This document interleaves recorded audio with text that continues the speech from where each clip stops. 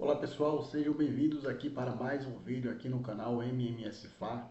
Vamos trazer algumas notícias do Flamengo atualizadas para você. Negócio fechado no Flamengo, vamos explicar essa situação desse negócio fechado para vocês. José Boto avalia a janela de transferências do Flamengo, vamos falar sobre isso. BAP veta 4 bilhões de reais para a construção do estádio e vamos falar também sobre Marcos Leonardo, futuro definido. O jogador se despede do Mengão e temos também Cebolinha indo embora. Tem muita notícia aqui no vídeo para vocês. Só que antes de tudo, antes de começarmos, peço para você, quem não é inscrito no canal, se inscreva. Deixe aquele like bacana, acione o sino das notificações, não se esqueça disso. E você que já é inscrito, deixe o seu like e comente aí embaixo o seu comentário também, é muito importante. Então vamos para o vídeo? Já vamos começar falando sobre esse negócio fechado, tá? Vocês lembram do atacante Lucas Beltrán, que estava na mira do Flamengo? O Flamengo negociou com esse jogador aí por um mês, se eu não me engano, quase 15 dias a 22 dias, quase um mês o Flamengo negociando com o Lucas Beltrán. Isso, Lucas Beltrán, ele é jogador do Valência. O jogador assinou um empréstimo de uma temporada com o clube espanhol e vai para o Valência. O Lucas Beltrán também, ele tinha recusado a proposta, se eu não me engano, da Turquia, de um empréstimo, só que o jogador preferiu ir para o Valência. Beltrán e Flamengo negociaram aí por muitos dias. O jogador não quis voltar para a América do Sul, né, para atuar na América do Sul, preferiu por ficar na Europa e agora vai vestir as cores do Valência da Espanha. E você aí, torcedor rubro-negro, o que é que vocês acham? O Lucas Beltrán poderia ter vindo para o Flamengo, seria uma boa? Não deu, né?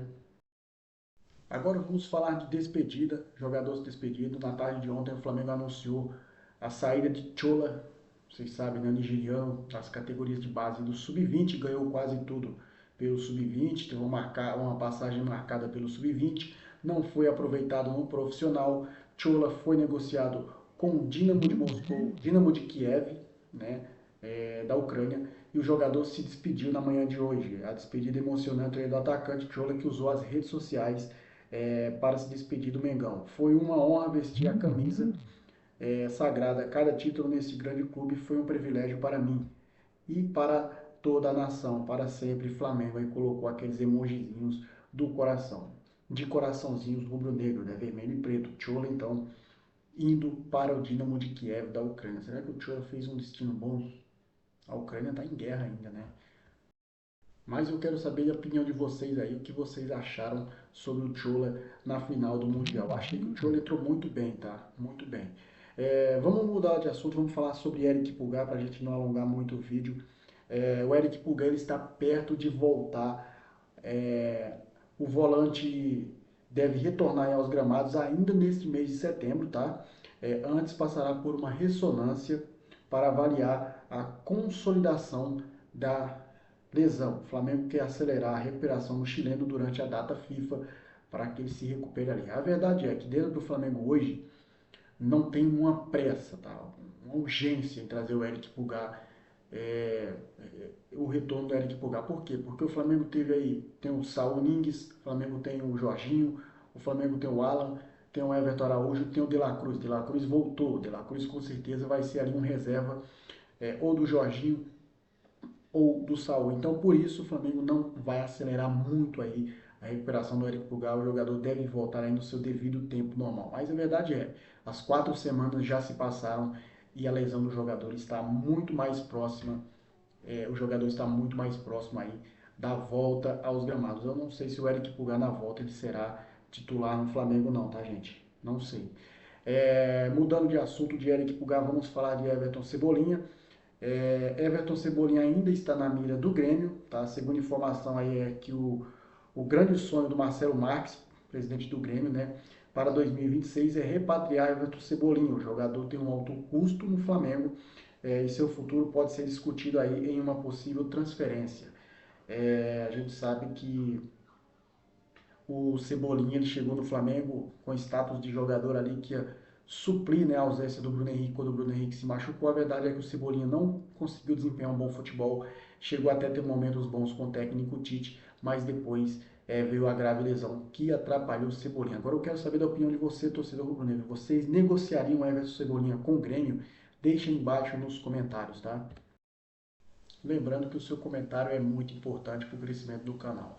Vamos falar do José Boto, diretoria do Flamengo aí, é, vê aí essa janela de transferências aí como sucesso, tá? O Flamengo que no começo do ano contratou ali só o Alexandre e o Danilo, né?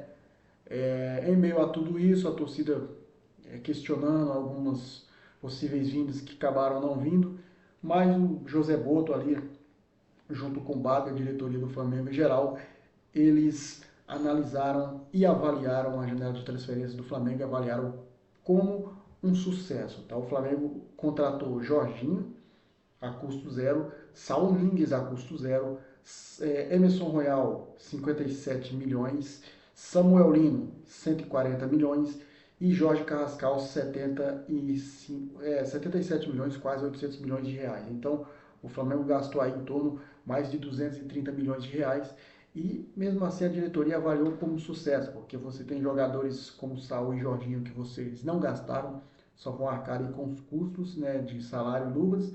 Então a diretoria avaliou aí como um sucesso. A torcida do Flamengo também gostou muito dessa janela de transferência do meio do ano, né? Inclusive, gente, a janela de transferência do meio do ano fecha hoje, tá? Muitos times aí brasileiros se movimentando, né? O Grêmio anunciou a contratação do Willian, o São Paulo está prestes a anunciar o Rigoni, né? A janela fecha hoje à meia-noite. A expectativa que o Flamengo tinha aí, a torcida do Flamengo tinha sobre o Marcos Leonardo, né? Marcos Leonardo que teve o seu nome ventilado no Flamengo aí. Isso não vai rolar, tá, galera? Não vai rolar, porque o técnico Simone Inzaghi, ele voltou atrás e ele conta com o Marcos Leonardo no time do Al Hilal. Então o jogador ele não vai sair do Al Hilal, ele não vai negociar com o Flamengo, não vai negociar com o São Paulo. Aliás, o São Paulo sonhou com o Marcos Leonardo, acordou com o Rigoni. Então não vai ter essa de Marcos Leonardo no Flamengo e nem no São Paulo, tá, galera? Então a negociação entre Flamengo e Marcos Leonardo nunca existiu, tá? Nunca existiu. Essa é a verdade.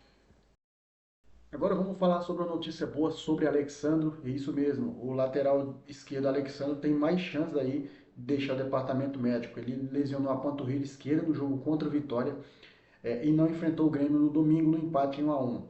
O quadro do lateral esquerdo não é considerado grave e ele deve reforçar o Flamengo na próxima rodada do Campeonato Brasileiro contra o Juventude lá no Alfredo Jaconi. Isso é uma ótima notícia, né? O Felipe Luiz não optou por colocar o Vinha contra o Grêmio e o Ayrton Lucas foi muito mal. O Alexandre voltando com certeza aí será uma boa para o Mengão, né?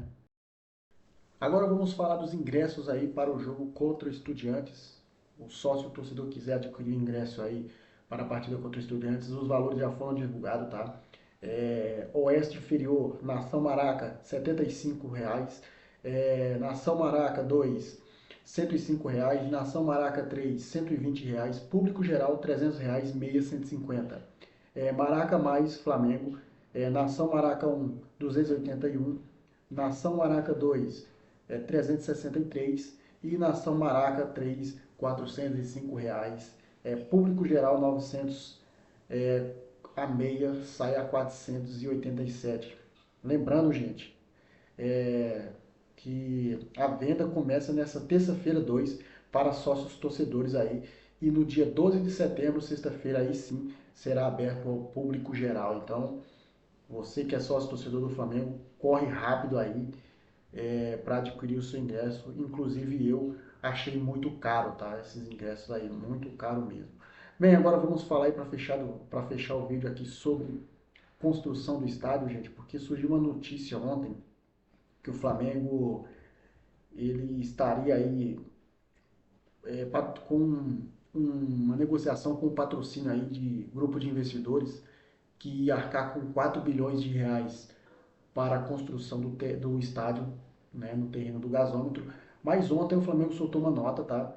E negou ter recebido uma proposta de 4 bilhões aí de um grupo de investimento para construir o estádio, classificando a informação como mentira e a invenção aí pura, segundo uma fonte da diretoria. Então, o que tudo indica é que o Flamengo não recebeu nada aí de de grupo de investidores, tá? A gente não sabe aí se essa notícia ela prevalece ou não, só que dentro do Flamengo isso foi negado, tá? Isso foi negado. Eu acho que o Flamengo também não vai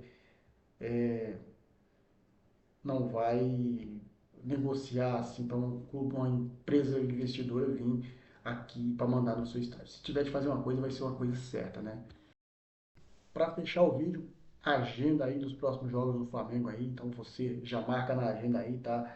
No próximo dia 14, passando esse domingo no outro, vamos ter Juventude e Flamengo, depois Flamengo e Vasco da Gama, tá?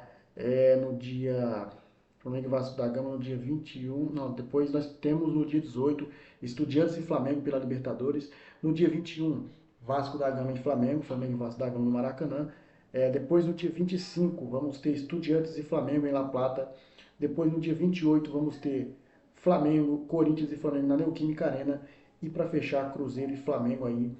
Essa é a agenda dos próximos 6 jogos do Flamengo. Então você, torcedor do Flamengo, já marca na agenda aí, tá? Marca na agenda aí. Valeu? Dito isso, eu vou ficando por aqui agradecendo a todos vocês. Saudações rubro-negras. Te amo, Mengão.